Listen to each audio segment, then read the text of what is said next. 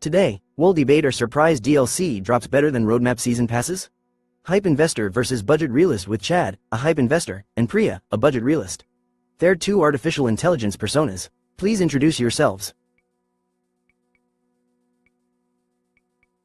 All right, check it out. Chad in the house. Listen, life's too short to know what you're having for dinner next week, let alone what DLC is dropping in 6 months. I want a surprise missile in my inbox at 2 a.m., a wild new map or some bonkers skin dropping out of nowhere, catching me and my squad totally off guard. You know that feeling when your phone blows up because something epic just went live? That's the juice, bro. Schedules and spreadsheets? Nah, man. Spontaneity keeps games and life fresh. I see DLC, I slam that buy button, keeps the hype alive, memes flowing, and I'm living for that rush. I mean, what's next? Pre-scheduling fun with Google Calendar? Not for me. Drop it. Shock me. Take my money. Hey everyone, Priya here. And let me just say, my idea of excitement is finding an extra coupon code, not a surprise charge on my bank statement at midnight. Look, I love awesome game content as much as the next person, but come on, don't make me play guess when my wallet gets ambushed. I want a roadmap, bullet points, and, call me old-fashioned, a plan. You drop a season pass roadmap, instant serotonin. Let me mark those release dates in my color-coded planner, stack some cash aside, maybe pick up snacks for launch night. That's the real hype. If I want chaos and uncertainty, I'll try assembling IKEA furniture without instructions, not navigating surprise DLC. Give me clarity, give me value, and let me game smarter, not harder. Thank you, guys. Chad and Priya will now present their 3 rounds of arguments. Okay, Priya. I totally get the joy of a rock-solid plan. Respect for your highlighter game. But let's be real. Sometimes the best moments in gaming are the ones no one sees coming. Take Fortnite, for example. Remember when Epic just dropped the Infinity Blade out of nowhere? The community lost its mind.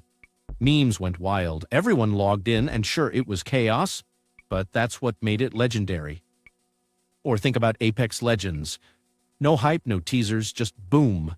Suddenly there's a new battle royale to try, and it exploded overnight because nobody expected it. Surprise content keeps people talking and brings players flocking back. It's like gaming's version of finding money in your jacket pocket. Predictable content is nice, but that spontaneous hype?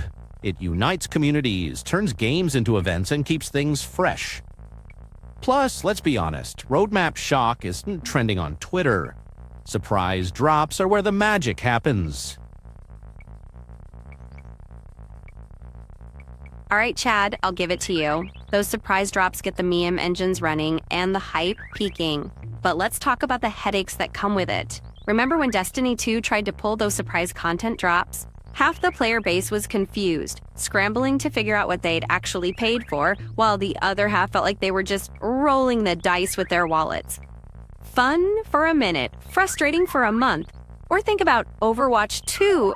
Random updates and surprise hero releases left competitive players totally blindsided, forcing everyone into panic mode and like, surprise! Your main's been nerfed at 3 a.m. Not all of us live for chaos. Some of us budget our time and money around clear schedules. If you're a student, a parent, or someone who likes sleep, you can't just jump on the hype train at a moment's notice. So yeah, surprises can be cool. But there's a reason we don't get mystery report cards or pop quizzes every week after high school.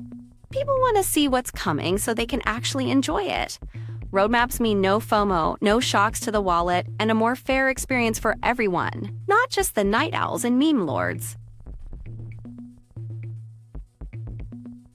All right, Priya, I see you channeling your inner guidance counselor with all those schedules and personal responsibility vibes. Love that for you, but let's not pretend gaming is some budget meeting at work. Where's the adventure if games become predictable like Monday morning emails? Surprise drops are like the plot twists of the gaming world. Sure, not everyone is Oscar-worthy, but when something epic lands out of nowhere, you know social media erupts, streams spike, and suddenly even your uncle, who's still stuck on Candy Crush, is asking what just happened. I mean, we all survived the Destiny 2 Loot Cave chaos, right? Some confusion, yeah, but the stories and memes live forever.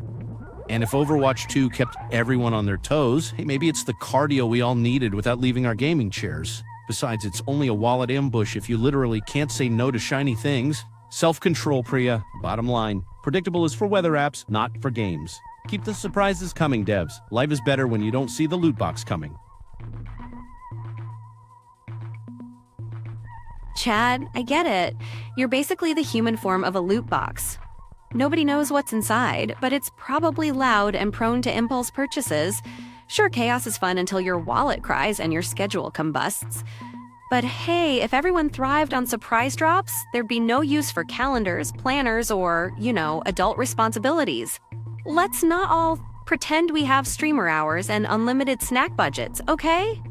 You called predictable content boring, but you know what's actually boring? Sitting out an event because you got blindsided by a 2 a.m. patch and have an 8 a.m. meeting? That cardio you mentioned is just me running late trying to catch up. And let's be real, the only plot twist I want is finally getting good patch notes and a fair shot at content. Not getting dunked on because chat dropped $30 while I was eating dinner. So yes, embrace life surprises. Like surprise laundry or surprise traffic jams. But when it comes to games, give me structure and transparency. I'll keep my wallet happy and my anxiety in rest mode. Thank you very much. Priya, respectfully, I gotta say, if calendars and spreadsheets are how you find your thrills, maybe Microsoft Excel should be your game of the year, not Elden Ring.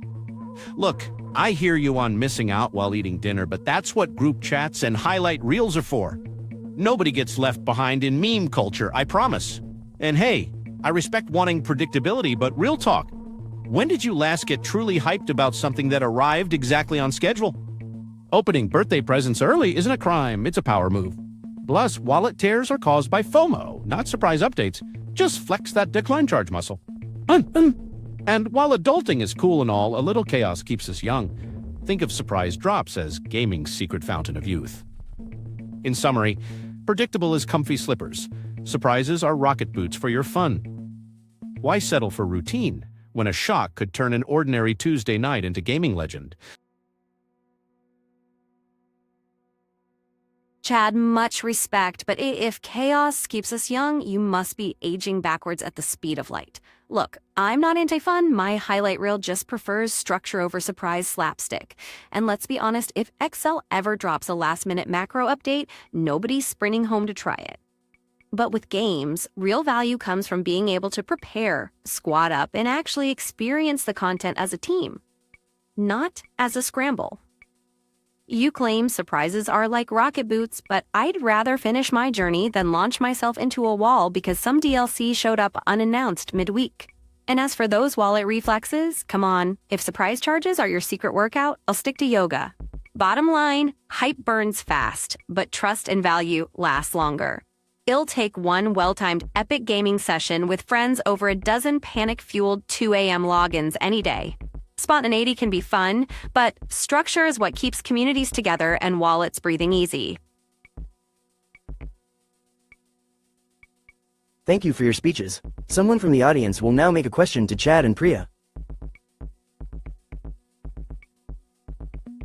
Hey, I am Alex, casual gamer, sometimes completionist, and full-time respecter of both spreadsheets and surprise loot. I am loving the energy from both of you. Chad, quick question. You've talked a lot about how surprise content keeps things exciting and fuels hype, but what about accessibility? If new DLC drops without warning, how do you think it impacts players who might need time to download big updates with slow internet, or those with jobs or time zones that make instant participation impossible? How can the thrill of surprises be balanced with equal access for all players? Hey Alex, great question. Seriously. You're totally right that instant surprise drops aren't always friendly for everyone, especially if your internet's running at potato speed or it's dropping at 3 a.m. in your time zone. I get it. Not everyone lives on gamer time or has fiber optic everything. Here's my take. The fun isn't just about who's the first. It's about the communal experience of discovering something new together, even if you catch up a few hours or days later. With social media, Discord, YouTube, there are so many ways to join the hype train, even if you missed the very first ride. And honestly, sharing in those what just happened? Moments, no matter when you log in, is what keeps the conversation alive for days. That said, I'll admit surprise drops could use a little fine-tuning. Maybe devs could mix in surprise announcements, but still give, say, a 24-hour heads up before the download kicks in. And that keep things exciting, but also give folks time to prep, regardless of their internet or work schedule. Basically, surprise, but not sabotage. Everyone should get a fair shot at the fun. That's what keeps the hype real. Great points, Priya. I have a question for you. With all the talk about structure and roadmaps, how do you think detailed content schedules impact the sense of discovery in games? Does knowing exactly what's coming months in advance ever make new content feel less special or exciting? And if so, how would you keep the sense of wonder alive while still having that transparency you value?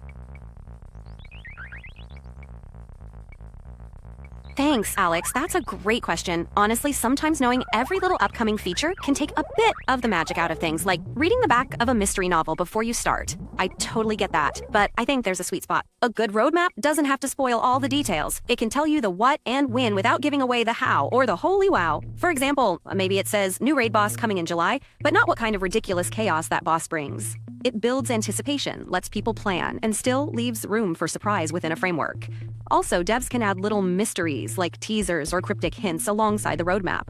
That way, the community gets the info needed to organize and prepare, but still gets to speculate, surprise each other, and enjoy reveals together. So in short, structure and discovery can coexist. Give us a calendar, but keep a few secrets behind the curtain. That way, everyone's excited, included, and still a little bit in the dark in the best possible way. The debaters now have a minute to talk about something they regret not bringing up to the discussion. All right, honesty hour. I can't believe I made it through this whole debate without once name-dropping the glory of surprise pets in MMORPGs. I mean, who doesn't want an unexpected flying alpaca to crash their inventory after a patch? That's the peak of gaming joy I somehow forgot to mention. Truly tragic on my part. And Priya, I gotta say, your Excel never drops a surprise macro argument. Look, if Excel started launching random combos at me at 2 a.m., I'd be a whole lot more invested in my spreadsheets, but trust me, no one's logging on for that late-night pivot table. Excitement. Points for the mental image, though. If gaming ever gets that dry, please take my console away.